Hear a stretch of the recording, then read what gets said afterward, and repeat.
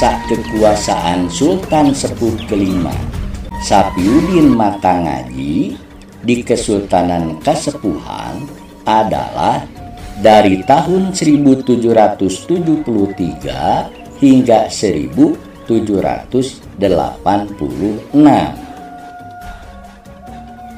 Sementara itu, adiknya yang bernama Pangeran Raja Panengah Abdul Khayyat Suryanegara, selain seorang pangeran, juga merupakan tuan tanah pemilik perkebunan kopi.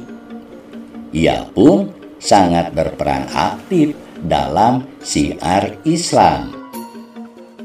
Bahkan Pangeran Suryanegara sebagai salah satu figur yang membantu Sultan Sepuh kelima Sapiuddin Matangaji untuk memimpin perlawanan masyarakat Cirebon terhadap kesewenang-wenangan pemerintah kolonial, terutama dalam memonopoli perdagangan kopi.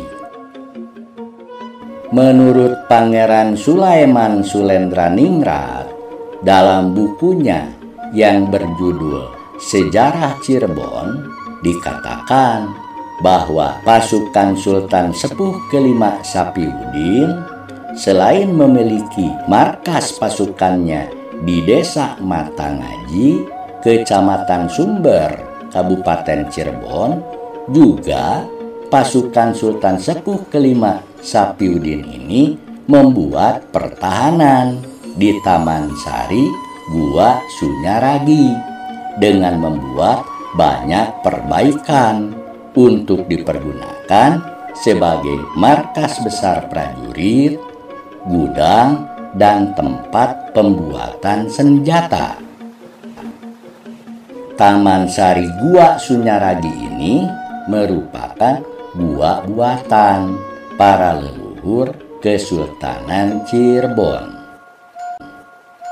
Di wilayah antara Desa Gintung hingga Desa Kedongdong inilah yang menjadi pusat dari pertempuran besar para santri dan masyarakat Cirebon yang dipimpin oleh Sultan Sepuh kelima Sapiuddin, hingga banyak dari para santri yang meninggal di Desa Gintung. Di desa ini terdapat sebuah lapangan yang oleh masyarakat sekitar disebut sebagai Blambangan. Di lapangan Blambangan itulah para santri banyak yang terbunuh. Sultan Sepuh kelima Sapiuddin sempat melawan pasukan kompeni yang akan menangkapnya dan berusaha menyelamatkan diri, tetapi akhirnya terbunuh di perkampungan Matangaji. Selama terjadinya pemberontakan rakyat Cirebon masa Sultan Sepuh kelima dan Pangeran Suryanegara itu, pemerintah kompeni Belanda selalu membujuknya agar mau berunding mensepakati perdamaian. Suatu ketika, perundingan di kantor residen Belanda hanya dihadiri oleh Pangeran Suryanegara dengan beberapa pangeran pendamping lainnya. Karena Sultan Sepuh kelima Sapiuddin Matangaji selalu menolak untuk hadir dalam perundingan di kantor karesidenan Belanda itu. Perundingan kali ini pun tidak mendapatkan kesepakatan karena Pangeran Suryanegara dan para pangeran lainnya menolak opsi perjanjian yang merugikan kesultanan dan menyengsarakan rakyat Cirebon. Akhirnya, Pangeran Suryanegara dan para pangeran lainnya pun meninggalkan kantor residen kompeni Belanda itu. Ternyata saat perundingan berlangsung, pemerintah Kompeni Belanda telah mengirimkan pasukannya ke perkampungan Mata Ngaji untuk menangkap Sultan Sepuh kelima Sapiuddin yang akan dijadikan sandera agar Pangeran Suryanegara dan pasukannya mau mensepakati perjanjian damai. Tentu saja Sultan Sepuh kelima Sapiuddin bersama beberapa pengawalnya memberontak melawan pasukan Kompeni Belanda yang akan menangkapnya. Sampai akhirnya semuanya terbunuh di perkampungan Mata Ngaji. Selepas terbunuhnya Sultan Sepuh kelima Sapiuddin Mata Ngaji, dengan cara-cara liciknya pemerintah kolonial Belanda, Pangeran Suryanegara sebetulnya adalah orang yang paling berhak atas tahta sepeninggal kakaknya itu. Namun, tahta Kesultanan Kesepuhan kala itu malah dikuasakan oleh Kompeni Belanda kepada Ki Muda, yaitu orang yang juga sebagai dalang dari terbunuhnya Sultan Sepuh kelima Sapiuddin Mata Ngaji. Setelah ditinggal wafat oleh kakaknya, ternyata tidak menyurutkan Pangeran Raja Panengah Abdul Qayyad Suryanegara untuk terus memimpin rakyat menentang setiap kebijakan Kompeni Belanda. Pangeran Raja Panengah Abdul Qayyad Suryanegara yang menikah dengan Ratu Ayu Jamaliyah, putri Syekh Muhyiddin Ki Buyut Muji, memiliki seorang putra bernama Pangeran Idrus Suryakusuma Jayanegara, atau beberapa masyarakat menyebutnya Pangeran Wijaya Negara saja. Sejak muda, Pangeran Idrus Wijaya Negara pun membantu perjuangan ayahnya dengan membina masyarakat sekitarnya. Perlawanan rakyat Cirebon yang dipimpin Pangeran Suryanegara semakin membara setelah kolonial Belanda menetapkan kebijakan pajak dengan nilai tinggi kepada rakyat yang dinilai sebagai kebijakan yang sangat mencekik. Sementara itu, Belanda telah mengeruk keuntungan sebesar-besarnya baik dari Cirebon maupun dari wilayah lain di Nusantara. Kebijakan pajak ini mendapatkan penolakan yang sangat kuat dari rakyat, khususnya kaum santri dan para petani kopi.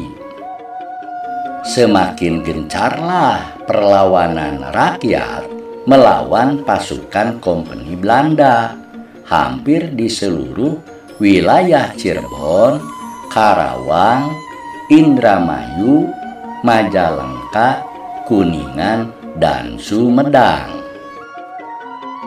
Gencarnya perlawanan rakyat Cirebon mengakibatkan pasukan kolonial Belanda pun selalu terdesak, bahkan pernah mengalami kekalahan perang yang sangat besar sejak pertempuran dengan pasukan Cirebon yang dipimpin Sultan Sepuh kelima Sapiuddin Mata Ngaji.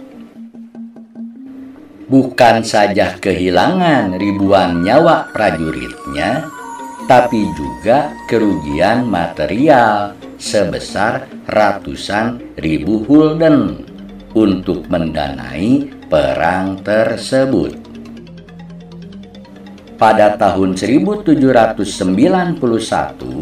Pangeran Djoharuddin naik tahta sebagai Sultan Sepuh. Namun, karena usianya yang baru 10 tahun, maka Pangeran Djoharuddin pun harus didampingi oleh 2 orang pejabat kesultanan berpangkat Tumenggung, yaitu Tumenggung Widya Adiningrat dan Tumenggung Jayadireja. Secara resmi, melalui kesepakatan perjanjian dalam perundingan, kolonial Belanda pada tahun 1794 berhasil menjalin kesepakatan dengan Kesultanan Kanoman. Namun, hubungan bilateral kolonial Belanda dengan Kesultanan Kanoman itu mengalami gesekan yang mengakibatkan pecahnya Perang Cirebon lagi. Ketika itu, Keraton Kanoman sedang dalam masa kepemimpinan Pangeran Muhammad Khairuddin yang telah memerintah dari tahun 1733 sampai wafatnya pada tahun 1797. Pada tahun 1797, Sultan Anom keempat, Pangeran Muhammad Khairuddin, yang sudah lanjut usia itu wafat. Maka kolonial Belanda saat itu ikut campur lagi menentukan penggantinya dengan mendukung Pangeran Surantaka Imamuddin Abdul Soleh yang dianggap lebih kooperatif. Pangeran Surantaka memang bersikap kooperatif dengan kolonial Belanda karena memang lebih memikirkan keadaan Cirebon yang sudah sekian tahun mengalami peperangan. Kalau terus dipaksakan, maka Cirebon akan semakin lemah dan dapat sepenuhnya dikuasai kolonial. Maka jalan satu-satunya adalah berbaik-baik dulu dengan pemerintah kolonial Belanda. Menurut kisah tutur tinular atau cerita lisan yang diceritakan turun-temurun rakyat Cirebon maupun yang telah dibukukan oleh Pangeran Sulaiman Sulendraningrat dalam buku Sejarah Cirebon, bahwa perjuangan Sultan Sepuh kelima Sapiuddin Matangaji dan Pangeran Suryanegara antara tahun 1773 hingga 1786 itu mendorong munculnya tokoh-tokoh pejuang besar Cirebon lainnya, seperti Ki Bagus Rangin, Ki Bagus Serit, Ki Bagus Leja, Kiai Hulur, dan lain-lain yang sangat gigih melanjutkan perjuangan untuk mengusir Belanda dalam peristiwa Perang Kedongdong antara tahun 1802 hingga 1818. Jadi Perang Cirebon ini berlangsung 2 kali. Perang yang pertama, Kesultanan Cirebon dipimpin oleh Sultan Sepuh kelima dan Pangeran Suryanegara selaku adiknya. Dahsyatnya pertempuran dengan rakyat Cirebon yang dilanjutkan dipimpin Pangeran Suryanegara ini sangat merugikan pihak kolonial Belanda. Baik banyaknya prajurit kolonial yang gugur maupun biaya perang yang dihabiskan sampai ratusan ribu gulden. Setelah menjalani pertempuran cukup lama dengan rakyat Cirebon di berbagai daerah, akhirnya kolonial Belanda sadar bahwa mereka tidak bisa menghadapi perlawanan rakyat secara frontal. Maka mulai tahun 1796, strategi politiknya kolonial Belanda selalu membujuk para pangeran dari keluarga Kesultanan Cirebon.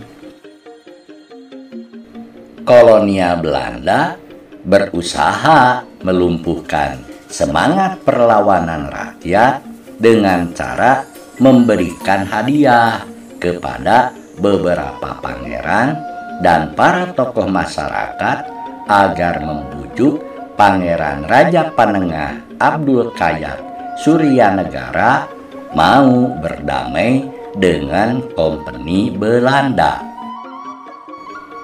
Melalui beberapa anteknya, Residen Belanda mengundang Pangeran Raja Panengah Abdul Kayat Suryanegara untuk datang ke kantor residen.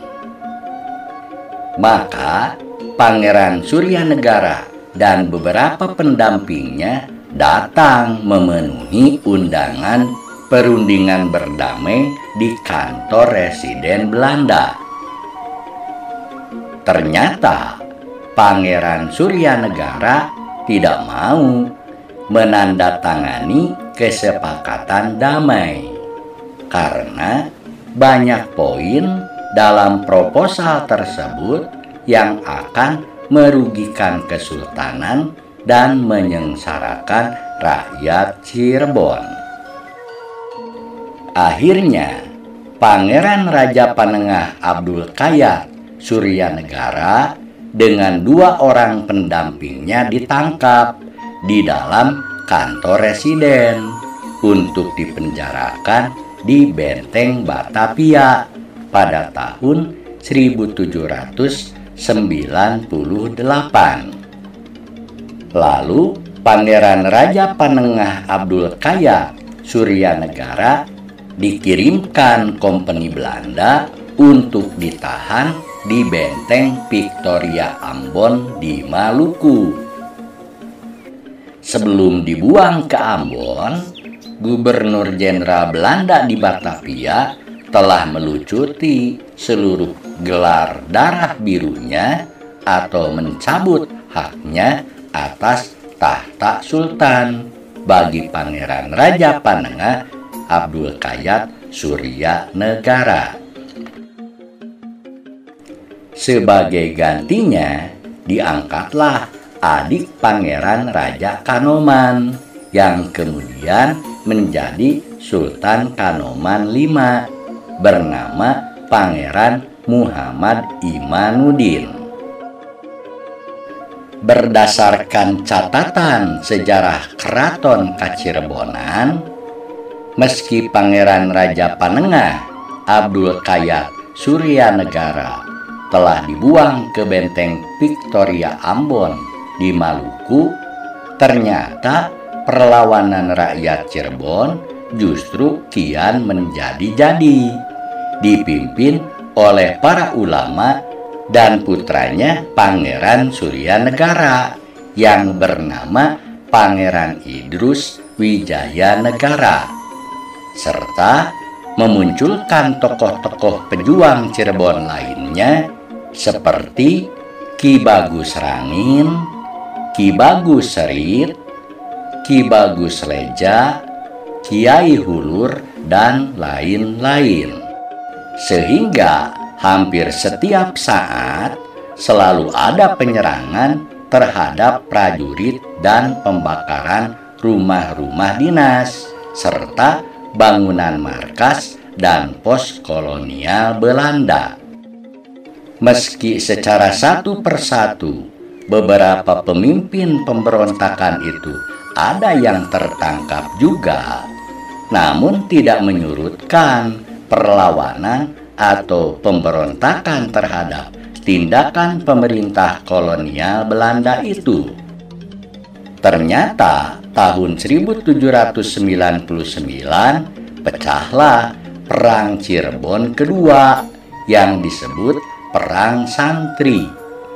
Karena kalangan kiai dan santri sepeninggal wafatnya Sultan Sepuh kelima Pangeran Sapiuddin Matangaji dan tertangkapnya Pangeran Suryanegara bangkit lagi menggempur pasukan Kompeni Belanda.